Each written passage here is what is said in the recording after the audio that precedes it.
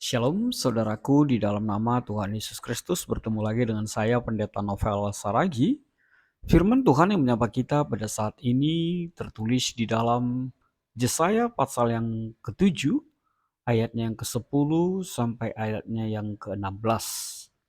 Namun sebaiknya kita bersatu dulu di dalam doa. Kita berdoa. Bapa di dalam sorga, terima kasih Tuhan buat segala sesuatu yang bisa kami rasakan. Kami percaya bahwa karyamu, rancanganmu teramat indah hadir dalam hidup kami. Satu kerinduan kami mau dengar-dengaran akan firman-Mu. Maka berfirmanlah Engkau Tuhan, sebab kami siap untuk menerimanya. Amin. Shalom saudaraku yang diberkati dalam nama Tuhan Yesus Kristus, sahabat terbaik dalam kasih Tuhan. Seperti yang saya sebut tadi bahwa firman Tuhan yang menyapa kita tertulis dalam Yesaya 7 ayatnya yang ke-10 sampai ayatnya yang ke-16. Begini firman Tuhan, saya bacakan buat kita semua.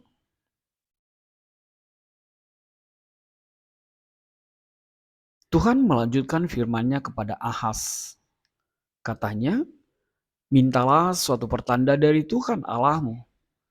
Biarlah itu sesuatu dari dunia orang mati yang paling bawah, atau sesuatu dari tempat tertinggi yang di atas. Tetapi Ahaz menjawab, aku tidak mau meminta, aku tidak mau mencobai Tuhan. Lalu berkatalah Nabi Yesaya, baiklah dengarkan, hai keluarga Daud. Belum cukupkah kamu melelahkan orang, sehingga kamu melelahkan Allahku juga? Sebab itu Tuhan sendirilah yang akan memberikan kepadamu suatu pertanda. Sesungguhnya, seorang perempuan muda mengandung dan akan melahirkan seorang anak laki-laki. Dan ia akan menamakan dia Immanuel. Ia akan makan dadi dan madu sampai ia tahu menolak yang jahat dan memilih yang baik. Sebab sebelum anak itu tahu menolak yang jahat dan memilih yang baik, maka negeri yang kedua rajanya engkau takuti akan ditinggalkan kosong. Demikian firman Tuhan. Saudara yang diberkati dalam nama Tuhan Yesus Kristus, setiap kita mungkin pernah mengalami kepanikan atau mungkin juga kegersangan dan berada di dalam situasi yang tidak menentu dalam kehidupan kita. Tapi di dalam situasi itu, apakah sikap yang kita ambil? Apakah tindakan yang kita perbuat? Atau seperti apakah kita menghadapinya? Ahas di dalam firman Tuhan ini berada di dalam kepanikan yang sangat, berada di dalam situasi yang bahkan tidak pernah terbayangkan oleh pikirannya. Bagaimana dia berada di dalam situasi yang terjepit karena situasi yang dia alami. Dia takut terhadap ancaman dari luar. Dia takut bangsa Aram dan Israel menyerangnya. Sebab itu menghantuinya. Dan itu membuatnya takut bahkan tertekan. Itulah yang terjadi dalam kehidupan Raja Ahaz ketika itu. Dia takut terhadap ancaman dari luar. Tapi hal yang aneh, hal yang sangat-sangat di luar prediksi, dia justru meminta bantuan. Dia justru meletakkan keselamatannya kepada bangsa Asyur. Ketakutan pada tekanan Arab dan Israel membuatnya meminta bantuan Asyur. Dan itu adalah sebuah kesalahan yang fatal. Lihatlah, bahkan sebelum ia melakukan kesalahan fatal itu, saya menyampaikan pesan agar ia tidak takut. Kita bisa melihat di dalam ayat yang keempat, ayat sebelumnya. Jangan takut dan tidak boleh takut, apalagi memohon bantuan bangsa Asyur. Jelas dipertunjukkan apa alasan yang diberikan Tuhan kepadanya. Yang pertama, Aram dan Israel tak bisa mengalahkannya, tak bisa mengalahkan Yehuda. Yang kedua, Allah akan memberinya tanda bahwa penyertaan Allah ada di dalam kehidupan mereka. Ayat 10 dan ayat 16 mengatakannya. Dan yang ketiga, meminta pertolongan bangsa Asyur itu berarti diserang oleh Asyur itu sendiri. Maka saudaraku, situasi itu ternyata tidak membuat Raja Ahaz berbalik. Bahkan sesuatu yang indah, terlihat manis, keluar dari mulutnya dengan mengatakan, aku tidak mau meminta, aku tidak mau mencobai Tuhan. Padahal ini semua adalah bahasa kemunafikan. Bahasa yang mau mengatakan, aku tidak butuh Tuhan. Yesaya menantangnya, tanda petik, untuk mengatakan, mintalah suatu pertanda dari Tuhan, tapi lihatlah jawaban yang manis dan teramat manis dari seorang Ahaz. Aku tidak mau meminta, aku tidak mau mencobai Tuhan. Padahal yang mau dinyatakan adalah, aku lebih mengandalkan, aku lebih berharap kepada bangsa Asyur daripada kepada Tuhanmu.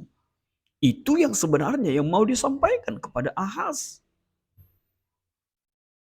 Itu sebabnya maka keluar kalimat dari mulut Yesaya dengan mengatakan, belum cukupkah kamu melelahkan orang sehingga kamu melelahkan Allahku juga? Artinya apa? Yesaya juga tahu bahwa jawaban Ahaz itu adalah jawaban sebuah kemunafikan. Maka dikatakan, gak cukup orang lain rupanya kau buat capek, kau buat lelah. Sampai-sampai Tuhan juga kau buat lelah. Tapi begitu pun, kata Yesaya, Tuhan sendirilah yang akan memberikan kepadamu suatu pertanda. Tandanya apa? Seorang perempuan muda mengandung dan akan melahirkan seorang anak laki-laki. Dan ia akan menamakan dia Immanuel. Saudaraku yang terkasih dalam nama Tuhan Yesus Kristus. Allah melalui nabinya Yesaya memberikan tawaran yang murah hati itu. Kan memberikan tanda itu. Untuk meneguhkan seorang Ahaz yang mencoba lari, yang mencoba mengandalkan akal pikirannya melampaui kepercayaannya kepada Tuhan Allahnya sebagai sumber kuatnya. Saudaraku di dalam nama Tuhan Yesus Kristus, sahabat terbaikku dalam kasih Tuhan Yesus, jelas Allah memberinya tanda bahwa Allah akan Immanuel, menyertai bahkan menyelamatkan mereka. Di luar Tuhan tidak akan ada keselamatan. Bahkan di dalam bangsa Asyur sekalipun tidak akan ada keselamatan. Yang ada hanya kehancuran, lulu lantak. Maka Tuhan mau Raja Ahaz kembali kepada Tuhan. Raja Ahaz kembali mengandalkan Tuhan. Itu yang Tuhan mau melalui apa yang disampaikan oleh Yesaya kepada Raja Ahaz ketika itu. Disinilah kita melihat sebuah kepedulian yang luar biasa dari Tuhan Allah kita. Di mana masih saja pertolongan Tuhan itu terhampar. Masih saja pertolongan Tuhan itu ada di depan mata kita. Ahaz menolak bersekutu dengan Raja Peka dan Rezin untuk melawan Asyur. Aram dan Bang Israel maksudnya. Tapi sekali lagi itu justru membuatnya semakin terhempas. Semakin hancur. Sebab tidak ada keselamatan di dalam bangsa Asyur. Yang ada justru kehancuran yang akan nyata dan semakin nyata bagi kehidupan bangsa Yehuda ketika itu. Maka saudaraku, di dalam nama Tuhan Yesus Kristus, firman Tuhan ini menghadirkan sebuah kenyataan yang pasti. Meskipun mungkin lebih 500 tahun kemudian hal itu akan terwujud. Tapi satu hal yang pasti, bahwa Yesus itu akan lahir, akan hadir dengan Allah memakai perempuan muda. Ini menuju kepada Maria yang mengandung dan melahirkan seorang anak laki-laki yang dinamakan Immanuel. Dan itu menjadi kuat setiap kita bahwa Allah berdiam. Yesus Tuhan hadir sebagai manusia di tengah-tengah kehidupan kita. Dan itu menjadi sebuah janji yang pasti dan nyata. Sebab Tuhan tidak pernah ingkar janji. Setiap janji Tuhan, setiap situasi, perkataan yang keluar dari mulut Tuhan, itu akan terjadi di tengah-tengah kehidupan kita. Maka di minggu Advent yang keempat ini, kita diajak di dalam refleksi yang pertama. Bersama Tuhan, tidak akan ada kepanikan. Hatimu, pikiranmu, hidupmu akan nyaman, damai, akan sejahtera bersama Tuhan Yesusmu. Sebab Dia adalah Immanuel. Yang kedua, jangan pernah andalkan mata dan pikiranmu sendiri. Tapi andalkanlah Tuhan, bukan kekuatan dan kemegahan dunia ini. Seperti Raja Ahaz yang terpesona melihat kemegahan dan kehebatan bangsa Asyur. Ketiga, benar sebagai manusia, kita bisa merasakan takut dan ketakutan itu. Tapi milikilah ketakutan yang sejatinya. Apa itu? Takutlah akan Tuhan Allahmu. Yang keempat, seperti tema kita, sambut dan bergegaslah menerima Tuhan Yesus di dalam hidupmu. Proaktif dan responsibility dalam kehidupanmu. Tuhan memberkatimu. Amin. Kita bersatu dalam doa.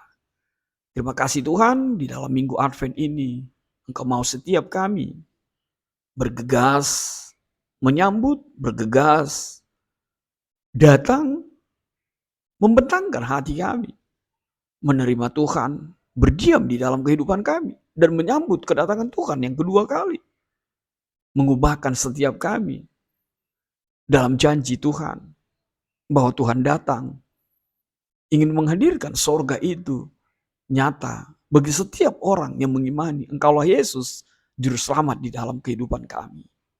Dalam kasih-Mu Tuhan, enyahkanlah virus-virus ini. Amin.